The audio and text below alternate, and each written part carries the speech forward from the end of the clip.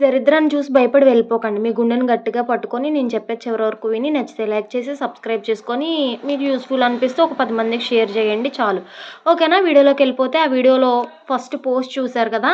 వీడియోకి 59,000 మంది లైక్‌లు, 1,400 మంది రీపోస్ట్‌లు, 78,000 మంది షేర్‌లు. ఏముంది బ్రో అంత చిక్కని రహస్యం ఆ వీడియోలో?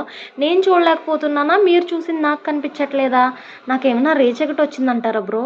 పెళ్లి వద్దు వద్దంటది, పెళ్లి చేసుకుంది. ఆ దయ్యాలు తీసి పడేసి వీడియో అప్‌లోడ్ చేయకపోతే మన ఎవరికీ తెలీదు గదా!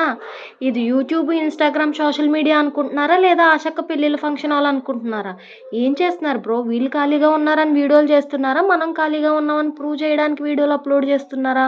ఇదే పని మా ఇంట్లో చేసుంటే ఈ పాటికి నన్ను చంపేసి, ఐదో రోజు దినం చేసేసి, షేర్ చేసిన 78,000 మందికి భోజనాలు పెట్టి ప్రశాంతంగా పడుకునేవారు.